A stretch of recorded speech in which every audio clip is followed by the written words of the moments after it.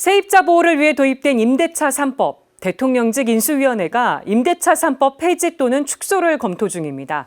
시민단체들은 세입자들의 주거권 약화를 우려하고 있는데요.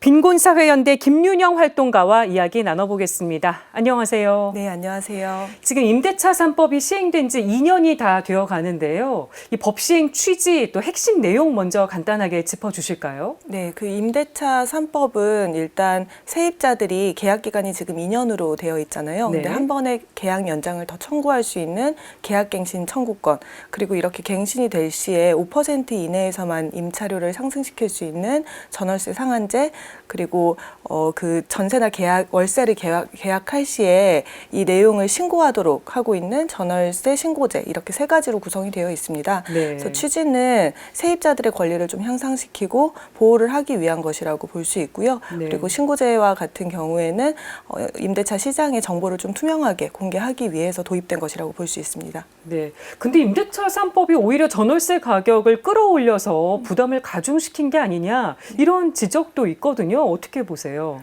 미시적으로는 새롭게 도입된 법안 때문에 좀 임대료를 미리 상승을 시킨다든지 이런 심리적인 요인이 있을 수 있을 것 같습니다. 하지만 전월세 가격의 상승이라는 것은 이 개정 법안의 내용만으로 보기는 어려울 것 같고요. 네. 세계적으로 굉장히 오랫동안 유지된 초저금리라든지 이런 것들이 또 영향을 미쳤기 때문에 한 가지 원인으로 진단하기엔 좀 무리가 있지 않나 생각하고 있습니다. 네.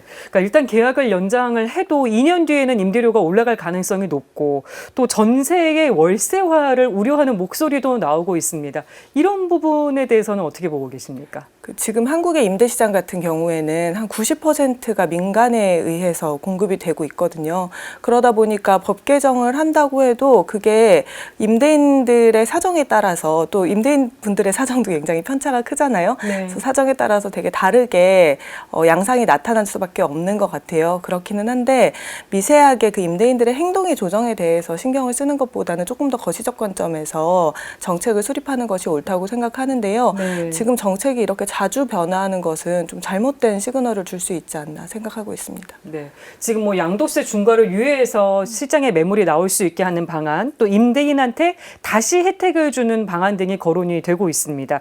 이런 방안들이 전세난 해소에 좀 도움이 될 수 있을 거라고 보시나요? 계속해서 집으로 돈을 버는 것을 유지해도 괜찮다라는 게 사실은 월세 가격이 올라가고 집 가격이 상승하는 가장 중요한 이유라고 볼 수 있을 것 같거든요. 80년대 말 이후에 사실 한국 사회의 집은 50만 호 정도씩 매해 평균 공급이 되어 왔습니다. 그럼에도 네. 불구하고 주택을 보유한 사람의 양은 10명 중에 6명, 60% 정도로 거의 고정이 되어 있었다라고 볼 수 있는데요.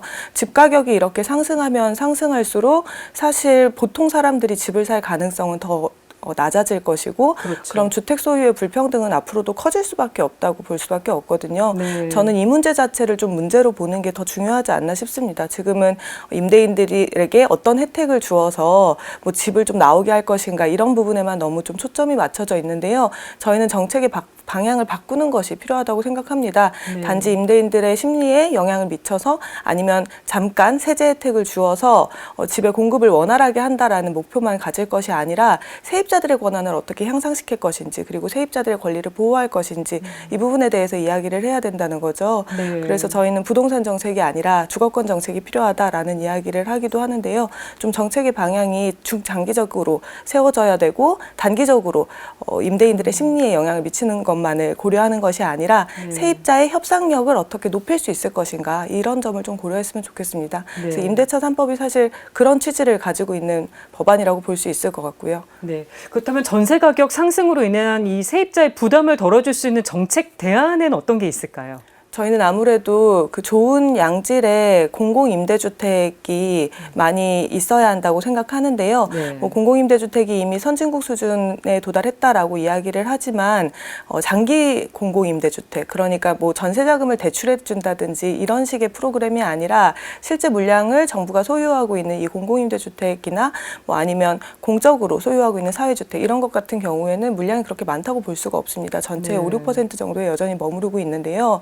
좋은 공공임대주택을 통해서 세입자들이 장기간 안심하고 거주할 수 있는 거주의 권리가 보장이 된다면 시장에서 임대주택을 그냥 공급받는 것보다 더 나은 선택지가 될 수 있다는 거죠. 그래서 이렇게 세입자들에게 여러 가지 선택지들을 늘려가는 것 자체도 저는 중요한 대안이 될 수 있다고 생각합니다. 그래서 시장에서 공급되고 있는 민간임대주택을 계속 통제에 실패하고 있다면 공공의 물량을 어떻게 늘려갈 것인가 고민을 해야 될 것 같고요. 좋은 공공임대주택의 모델로부터 특히 공공의 부지나 이런 곳에 100% 공공임대주택을 만드는 일 이런 것들을 좀 적극적으로 검토해야 할 때라고 생각합니다. 네, 사실 임대차 3법이 남의 얘기처럼 느껴질 수 있는 분들도 있습니다. 주거 취약계층 분들의 주거권 상황은 어떻게 보시는지 주거권에 대해서 끝으로 한 말씀 부탁드릴게요.